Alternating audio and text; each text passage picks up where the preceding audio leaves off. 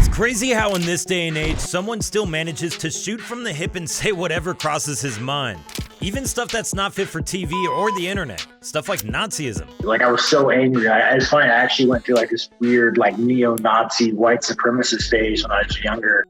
Homicidal thoughts. There's just something in me that like, I just knew that if I could just kill a human being, it would make me feel good in a short time.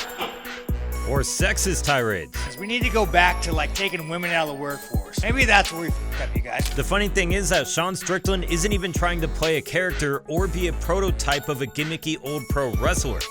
He may well be what he says he is, a psychopath. And you either love him or you don't. So where does Sean Strickland's story start? In Anaheim, California, where he had to deal with an abusive father in his younger years. It was like a lot of like psychological shit. Like, my dad was like nuts. Growing up in a troubled home left Strickland with emotional scars, seeking the love missing from his parents. He ended up hanging out with the wrong crowd during college while also developing a close relationship with his grandfather, who upheld neo-Nazi beliefs. Now, everyone's got opinions, like they've got, well, you know, an asshole. Therefore, Strickland and his granddad had the right to keep certain beliefs as well.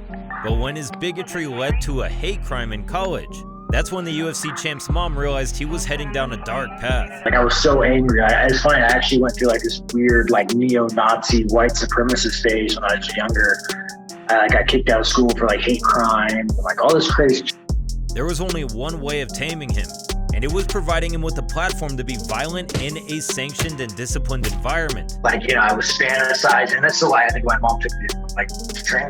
At 15 years old, Strickland went to an MMA gym, and within days, he fell in love with the sport, which, according to him, saved him from letting his dark side get the better of him. I remember like crying, like after I got done sparring. Like, I didn't even know when I think about it, it makes my eyes water. Just like I don't think I ever really experienced happiness until that day.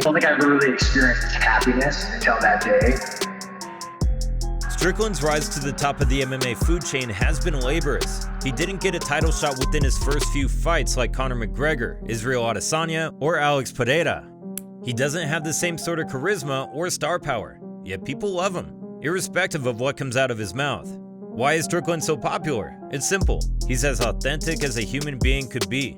Strickland has no filters, and he's always ready to embrace his dark side. He doesn't need PR, nor does he want to uphold a certain public image. He's the epitome of American redemption. Tarzan, as he sometimes likes to call himself, Lawrence here with World of Mixed Martial Arts, Sean Tarzan Strickland. Signed with the UFC as a 13-0 wrestler with fast hands. But his early days in the UFC were streaky. He started his career off with a couple of victories followed by a defeat at the hands of Santiago Ponzinibbio. Then 3 victories and a defeat at the hands of Kamaru Usman. Then a motorcycle accident that almost ruined his career. Whenever I first had my accident, I had a lot of doctors. Every doctor I spoke to was telling me that, hey, you can fight for sure, but you probably shouldn't fight. So the hardest thing was just kind of telling these doctors to shut up. Following his accident, Strickland moved up to middleweight, where he fought anyone and everyone he could just so he could buy more motorcycles. As rowdy as he was on the mic, Strickland proved that he wasn't all words but no action by stepping in on short notice to face a number of strong fighters, most notably Alex Pereira, who snapped the American streak with a devastating left hook. Then, fans were pleased to see the loudmouth fighter being served the humble pie, but Sean took it on the chin and continued to accept short notice fights. First, he put Nassourdine Imavov in his place with a sensational performance. I'm not even gonna try to say that name, man. Let's just call him the Frenchie. The Frenchie. And if we learned anything about the French, what are the French best at? Giving up. Then he blasted the German Dagestani prospect, Abis Magomedov, to improve to 27-5 as a professional.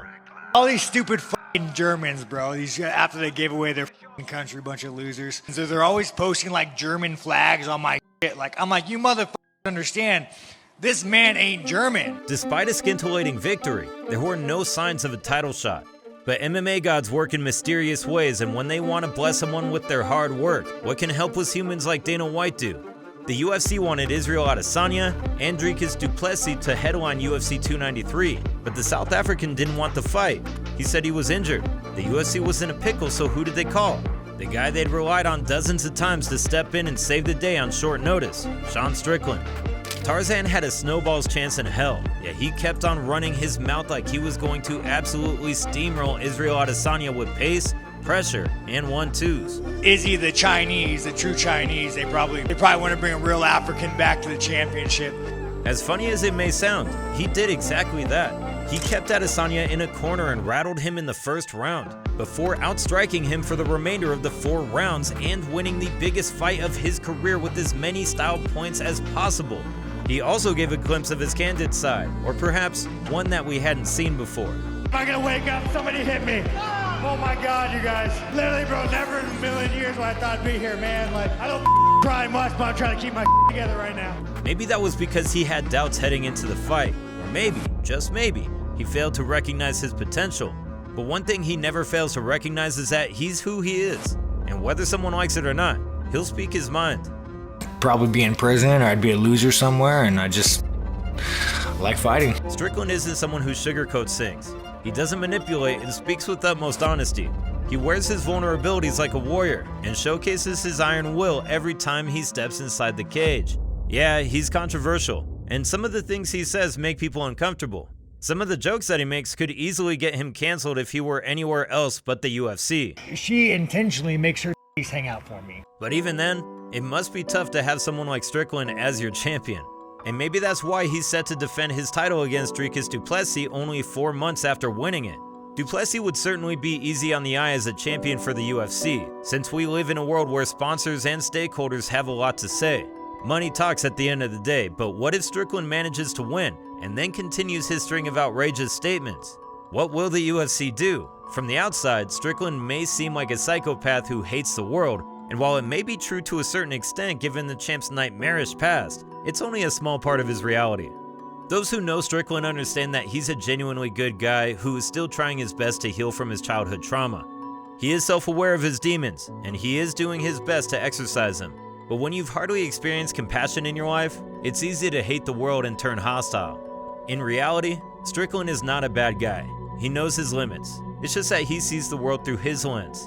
And that's alright, because as we said earlier, opinions are like assholes. Everyone has one. So what's the problem if Strickland has one too? Let us know your thoughts on Sean Strickland in the comments section below. Personally, I'm not a fan of the guy. But thanks for watching, and we look forward to bringing you more compelling content in the next video. See you next time.